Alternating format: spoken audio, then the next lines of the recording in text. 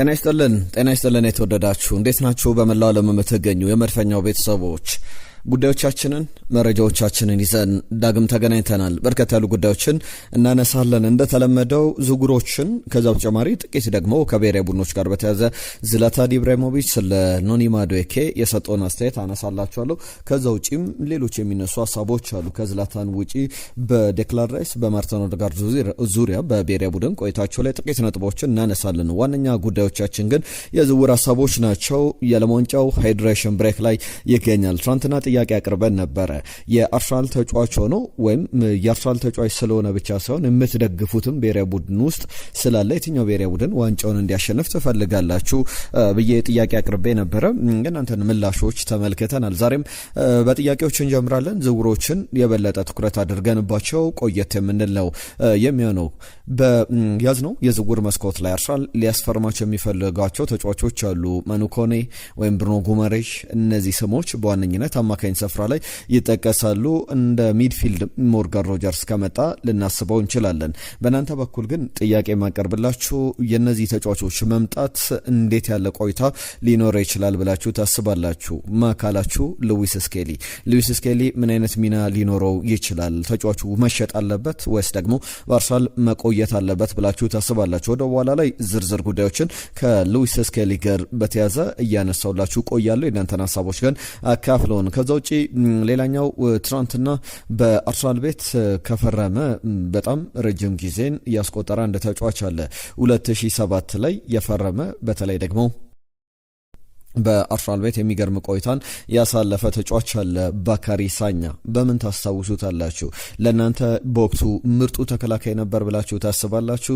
ባካሪ ሳኛ ፈረንሳይ ተጫዋች ነው። ስለዚህም ተጫዋች እስቲ የሚሰማችሁን ሀሳቦች አካፍሉን። በቀጥታ ወደ ጉዳዮቻችን እናልፋለን። ሁለት ጉዳዮችን ላንሳ፣ የብሔራዊ ቡድን ጉዳዮችን ነው። አንደኛው ቶማስ ቱሄል ስለ ዴክላን ራይስ ያነሱትን ሀሳብ፣ ሁለተኛው ደግሞ የዝላታን ኢብራሂሞቪች ሀሳብን ነው። ስለ ኖኒ ማዱዌኬ የእንግሊዝና የኖርዌይ ጨዋታ ላይ ኖኒ ማዱዌኬ ፈርስት ሃፍ ላይ ተጫውቷል። ሰከንድ ሃፍ ላይ ቡካዮ ሳካ ገብቶ ነበር የጨዋታውን የጨረሰው። ስለ ቡካዮ ሳካ ትናንትናም አንስቼላችኋለሁ። መለስ ብለን ጥቂት ነጥቦችን እናንሳበት። ዴክላን ራይስን በተመለከተ በጨዋታው ከመደረጉ የኖርዌይ ጨዋታ ከመደረጉ 3 ቀናት በፊት ባሉ ሂደቶች 1 2 3 ብለን ወደኋላ ብንመለስ በ3 ቀን ውስጥ የነበረው ዴክላን ራይስ ኮንዲሽኑ በጣም ለፉል ጌም የሚሆን አልነበረም እና በተለይ ደግሞ ጥሩ ጤንነት ላይ እንዳልነበረ አንሷል። አፍታይም ላይ ዲሳይድ ያደረግነው እሱን ለመቀየር በጣም አታኪንግ የሆነ እግር ኳስ ለመጫወት የበለጠ ለማጥቃት ነበር የፈለግነውና ከሁለቱ አንዱን ዴክላን ራይስን ወይም ደግሞ ኤሊየት አንደርሰንን ማስወጣት ነበረብን።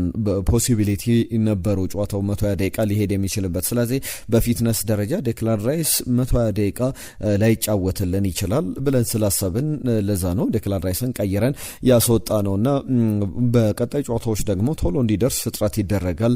አሁንም ሙሉ ለሙሉ ፊትነሱ ላይ አልደረሰም። ነገር ግን የእንግሊዝ ብሔራዊ ቡድን እሱ ያለ የነበረው የኳስ ቁጥጥርን በደንብ ልብ ብላችሁ ተመልክታችኋል ብዬ አስባለሁ። ጨዋታው ላይ በዛው ጨዋታ ላይ ማርቲን ኦዴጋርድ በተለይ 2026 ፊፋ ወርልድ ካፕ ሲጠናቀቅ እየተመለከት ነው ምርጡ ቆይታን አሳልፏል። በኖርዌይ ብዙሃን መገናኛዎች እየተሞካሸ እየተመሰገነ ይገኛል እና ሃርሊንግ ብራውት ሃላንድን እና አሌክሳንደር ሶርለዝን አንቶኒዮ ኑሳን አይነት ተጫዋቾችን በደንብ መርቷቸዋል ወደ ጥሩ መንገድ።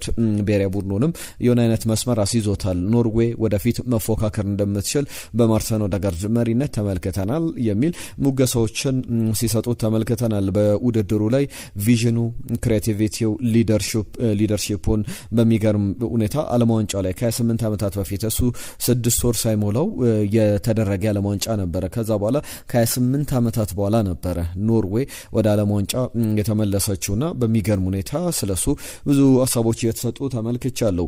የኖኒ ማዱዌኬም ጉዳይ ላይ ደግሞ ዝላታን ኢብራሂሞቪች በጣም አስገራሚ አስተያየት ሲሰጥ ነበረ። ጫን ብሎት ነው። በተለይ እንደማስበው ከሆነ የእንግሊዝ ተጫዋች በተለይ በፈርስት ሃፍ ላይ ከኖርዌይ ጋር አንድ ተጫዋች ጎሎባት የምትጫወት ይመስል ነበር። እሱም ኖኒ ማዱዌኬ ነው ይላል። በሜዳ ላይ ሁል ጊዜ ኳሶችን ያገኛልና የተሳሳቱ ውሳኔዎችን ነው መጨረሻ ላይ የሚወስነው። ከዛ በኋላ ሜዳ ውስጥ ደግሞ ወክ ያደርጋል፣ እየተራመደ ነው የምትመለከተውና በሃይድሬሽን ብሬኩ እንኳን መሻሻል አልቻለም። ከሃይድሬሽን ብሬኩ በኋላ የተለየውን ኖኒ ማዱዌኬ አልተመለከትንም ነበር ነው ፈርስት ሃፍ ላይ ሲጠናቀቅ መቀየሩ ትክክል ነው የሚል ሀሳብ ያለው አስተያየት የሰጠ ይመስላል። እንዳጠቃላይ ግን በኖኒ ማዱዌኬ በኩል የሚገርም ተጫዋች ነው። ጥሩ ቆይታን አሳይቷል።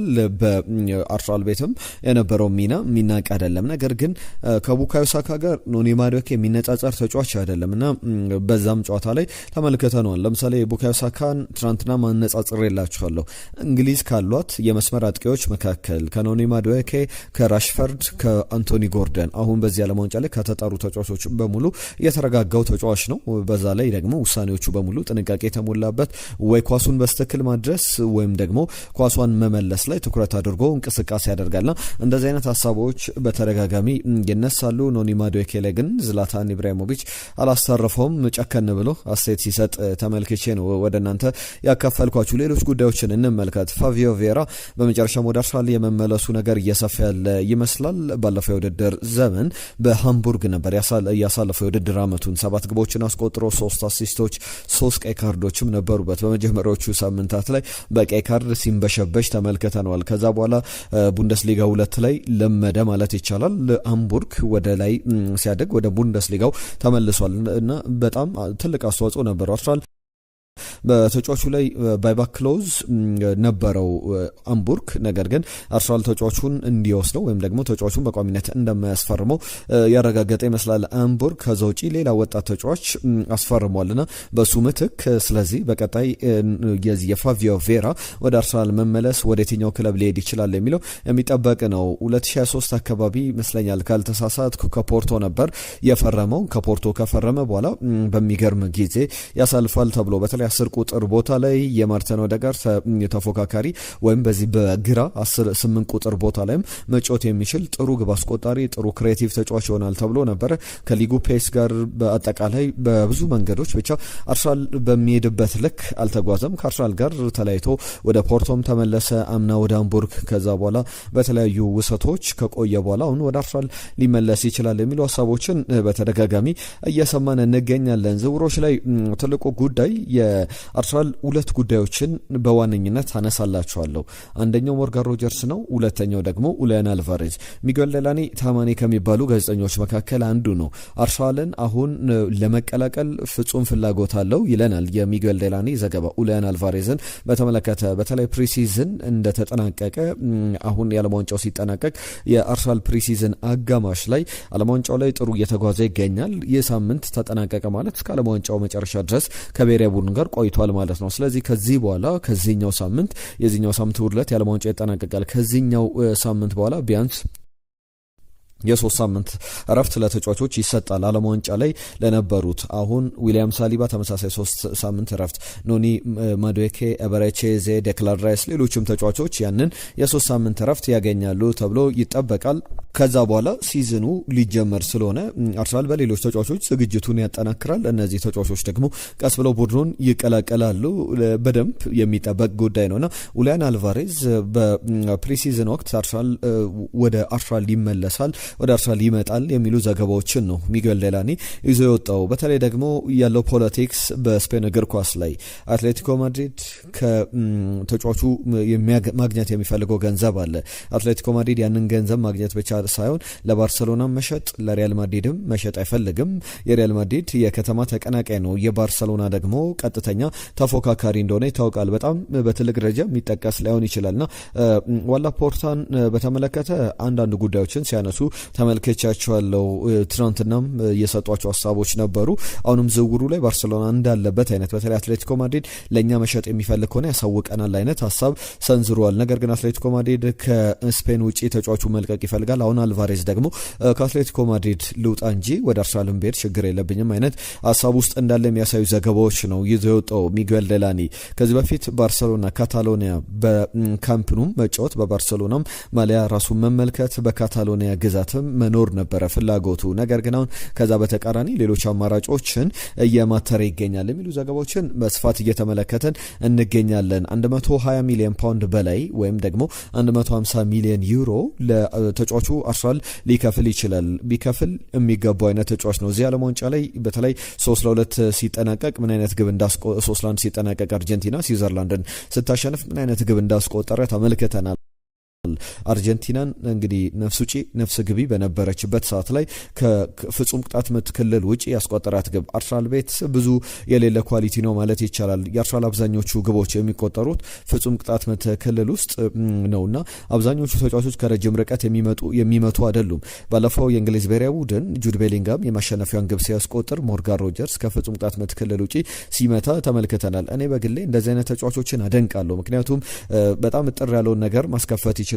በሹቶች ከረጅም ርቀት በሚመቱ ምቶች ወይ ግብ ይቆጠራል ወይም ደግሞ ያንን የተከላካይ ክፍል ግብ ጠባቂውን መረበሽ ይቻላል። ዝም ብሎ ኳሷን ማሽከርከር ግን በትልቅ ደረጃ የብዙ ክለቦች ችግር ሊሆን ይችላል። ያንን ወደ ግብነት ለመቀየር ደግሞ ሙከሮች ያስፈልጋሉ። ሙከሮች ደግሞ ከፍጹም ቅጣት ምት ክልል ውጪ ጥሩ ኳሊቲዎች ያሏቸው ለተጫዋቾችን ያነሳውላችሁ ሞርጋን ሮጀርስም ኡሊያን አልቫሬዝ ባለፈው አርጀንቲና ያሸነፈችበት ጨዋታ ላይ ወሳኙን ግብ ሲያስቆጥር የተመለከት ነው። ወሳኝ ምዕራፍ ነውና ፕራይም ታይሙ ላይ ይገኛል። 26 ዓመቱ ነው። በሚቀጥሉት 5-6 ዓመታት አርሰናልን ማገልገል ይችላል። በሚገርም ሁኔታ አርሰናልን ቢቀላቀል ደሞዙም ቢባል ሊጉንም የሚያውቀው ነው። በተለይ በስፔን ያኗኗሩ ሁኔታ ለዚህ ለአርጀንቲናውያን ለብራዚላውያን የተመቸ ነው ይባላል። ነገር ግን ለንደን ጥሩ ከተማ እንደሆነ ብዙዎቹ ወደ ለንደን ከመጡ በኋላ ያ ይመቻቸዋል ከማንቸስተር ከተማ ይልቅ ብዙ ለአኗኗር የተመቸ ነው በሚል ይነሳል። የሞርጋን ሮጀርስን ጉዳይ በተመለከተ ጥሩ ዜና አለ የሚሉ ዘገባዎችን ተመልክቻለሁ። እሱም አርሰናል ገና ድርድሮች ላይ ብዙ አልገፋበትም። በተጫዋቹ በኩል ወደ አርሰናል መቀላቀል ይፈልጋል። ያ ደግሞ የሚጠበቅ ጉዳይ ነው ሲባል ነበር። ከአስቶን ቪላ ጋር በተያዘ መንዛምቢ በተለይ የነን ተጫዋች ብዙዎቻችን ባለፈው ዋንጫው ላይ በስዊዘርላንድ ብሔራዊ ቡድን ጆን መንዛምቢን ተመልክተናል።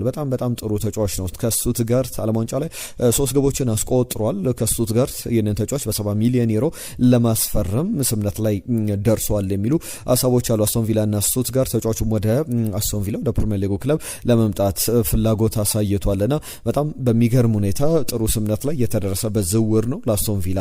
ነገር ግን የተጫዋች ሲመጣ ደግሞ ሞርጋን ሮጀርስን አስቶን ቪላ ይለቋል የሚሉ ዘገባዎችም እየወጡ ይገኛሉና ብዙ እየተባለበት የሚገኝ ዝውውር ነው። በቀጣይ ጊዜያት ላይ አርሰናል ይህንን ተጫዋች በደንብ ሊያገኘው የሚችልበት እድል አለ። ሞርጋን ሮጀርስ ከዓለም ዋንጫው መጠናቀቅ በኋላ ቀጣይ ሳምንት ጀምሮ ብዙ የምንሰማው ትልልቅ ዝውውሮች መካከል ሁለቱ የሞርጋን ሮጀርስና የኡሊያን አልቫሬዝ ጉዳይ ይነሳል። አርሰናል አንድ ተጫዋች ተነጥቋል። በኒውካስል ዩናይትድ በነጻ ዝውውር ከአርሰናል ወደ ኒውካስል ዩናይትድ የተዘዋወረ ነው። የ16 ዓመት እንግሊዛዊ ተጫዋች ካይረን ቶምሰን ይባላል። የተጫዋች በእንግሊዝ ከ17 ዓመት በታች ብሔራዊ ቡድን ውስጥ ጥሩ የተጫወተ ጥሩ አቅም ያለው በጥሩ ደረጃ ቡድኑንም ያገለግላል ተብሎ እምነት የተጣለበት አይነት ተጫዋች ነበር። ነገር ግን አሁን 16 ዓመቱ ላይ ክለቡን ለቆ ወደ ኒውካስል ዩናይትድ መሄዱን ተመልክተናል። ብዙ ተጫዋቾችን ያመጣል በወጣትነት ደረጃ የኩዌንቴሮ ወንድማማቾች ሌሎችም ተጫዋቾችን ጀሪሚ ሞንጋንም ሲሞክር ነበር። ብዙ ተጫዋቾችን አርሰናል ለማምጣት ጥረት እያደረገ ይገኛል።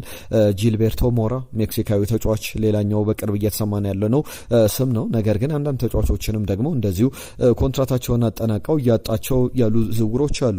ፋብሪዚዮ ሮማኖ ስለ ሊያንድሮ ትሮሳርድና ክሪስቶስ ዞሊ ዝውውር 2 ጉዳዮችን አንስቷል። ሊያንድሮ ትሮሳርድ ዝውውሩ እንዳለቀ የክሪስቶስ ዞሊ ዝውውር ይጠናቀቃል። አርሰናል ብቻ አይደለም ሌሎችም ክለቦች አሁን በመጨረሻ ፋይናል ዴይ ላይ ወደዚህ ዝውውር ክሪስቶስ ዞሊስን ወደ ፕሪሚየር ሊግ ለማምጣት ጥረት እያደረጉ ይገኛሉ የሚሉ ሀሳቦች አሉ። አሁን በአርሰናል ደጋፊዎች በኩል ስጋት ተፈጥሯል። ክሪስቶስ ዞሊስን በሌላ ክለብ እንዳይነጠቅ። ክሪስቶስ ዞሊስ ቢመጣ አርሰናል ሞርጋን ሮጀርስ ወይም ደግሞ ብራድሊ ባርኮላን በዛ ቦታ ላይ መጨመሩ አይቀርም።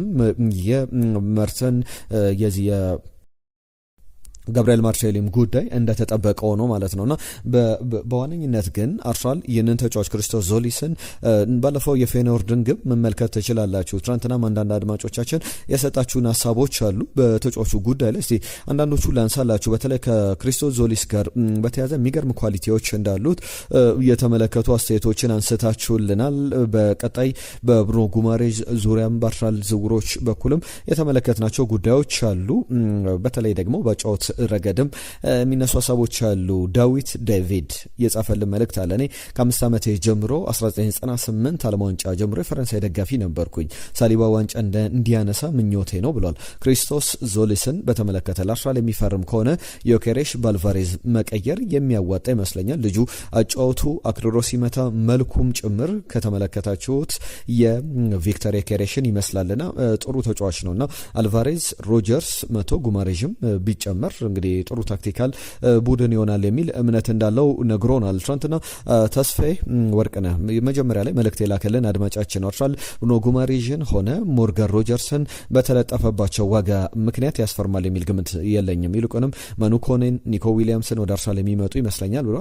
ኒኮ ዊሊያምስ ግን እንደኔ እንደ ብዙ የአርሰናል ደጋፊዎችም በአርሰናል ባንመለከተው ምርጫቸው ይመስላል። ምናልባት በጣም በትልቅ ደረጃ አቋሙን ካልቀየር በስተቀር በጣም አቋሙ ወርዷል። በስፔን ብሔራዊ ቡድን ጥቂት ደቂቃዎች ተጫዋች ሆኗል። ከዚህ በፊት በነበሩ ትልልቅ ቶርናመንቶች ላይ ግን የስፔን የጀርባ አጥንት ነበረ።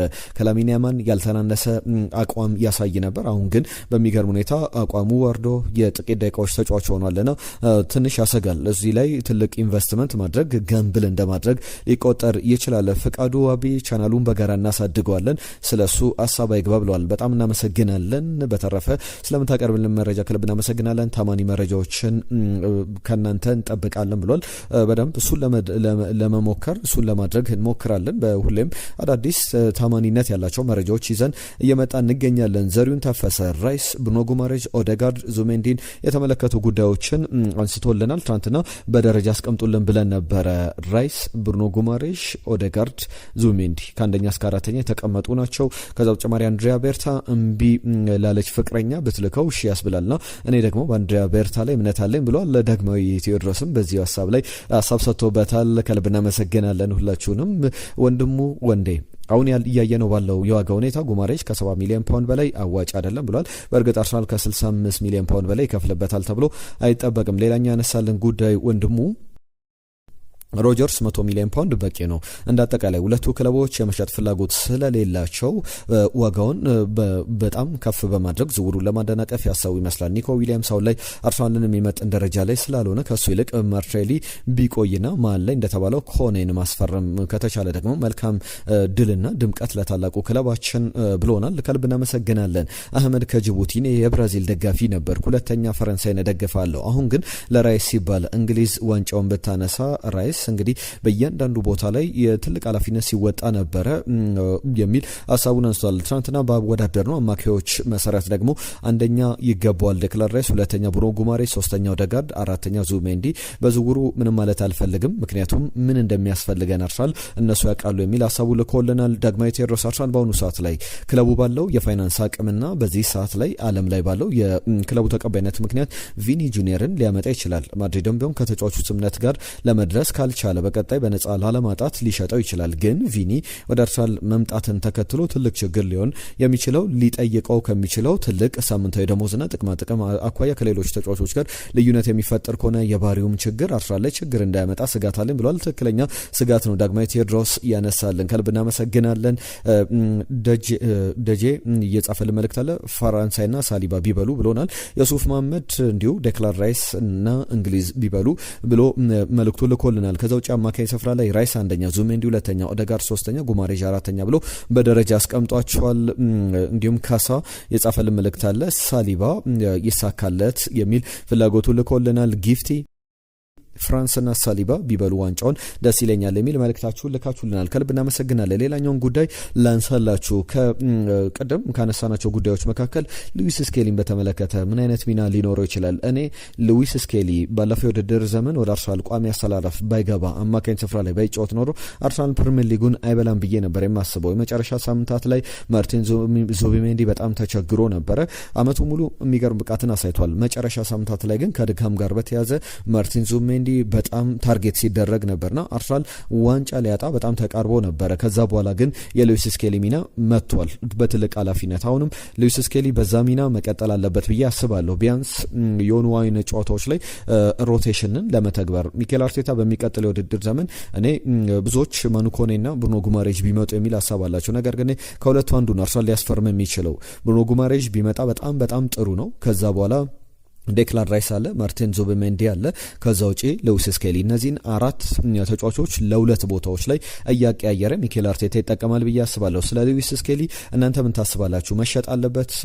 ብሩኖ ጉማሬሽ ከመጣ ማኑኮንም ቢመጣ ጥሩ አማካኝ እንደሆነ ዓለም ዋንጫው ላይ ተመልክተናልና የእናንተን ሀሳቦች እንድታካፍሉን መልእክቶቻችሁን እንድትጽፉልን እንፈልጋለን። ከዛ ውጪ ሌላኛው ጉዳይ ከአርሰናል ጋር በተያያዘ የባካሪ ሳኛን ጉዳይ ላንሳላችሁ። 2007 ላይ ነበረ ከጊዜ በትናንትናው ዕለት ወይም ደግሞ ትናንትና ጁን 12 ላይ ነበር ወደ አርሰናል የፈረመው 284 ጨዋታዎችን በአርሰናል ቤት አድርጓል። በፕሪሚየር ሊጉ በተለያዩ አጋጣሚዎች ላይ ያመቱ ምርጥ ተጫዋች ዝርዝር ውስጥ ምርጥ ስብስብ ውስጥ ምርጥ 11 ውስጥ ተካቶ እንደነበረ እናስታውሳለን። በተለይ ደግሞ በሶስት አጋጣሚዎች ላይ የፕሪሚየር ሊጉ ያመቱ ምርጥ ስብስብ ምርጥ 11 ሲመረጥ ተመርጦ ነበርና ባካሪ ሳኛ እናንተ በምን ታስታውሱታላችሁ? ምን አይነት አቅም የነበረው ተጫዋች ነውና እንዴት ያለ ጊዜን አሳልፏል? ሀሳብ አስተያየቶቻችሁን ጻፉልን። የዛሬን እዚህ ላይ ግን እናጠናቀቃለን። መልእክቶቻችሁን ላኩልን። አብራችሁን ስለነበራችሁ ከልብ እናመሰግናለን። አዳዲስ ጉዳዮችን ይዘን እንመለሳለን። ሰበር ዜናዎች ሲወጡ አዳዲስ ጉዳዮችን በዚሁ በኢትዮ አርሰናል ቻናል ላይ በየትኛውም ሰዓት ላይ ታገኛላችሁ። ከሰሞኑ ዝውውሮች ላይ በየትኛውም ሰዓት ሊፈጸሙ ይችላሉ። በሰበር ዜና ሰዓቶቻችንን ጠብቀን ሳይሆን በተለያዩ ሰዓቶችም አዳዲስ መረጃዎችን ልናመጣ እንችላለን። ቼክ እያደረጋችሁ ቻናላችንን አብራችሁን ቆዩ። የዛሬን እዚህ ላይ ያበቃን። ጤና ይስጥልን።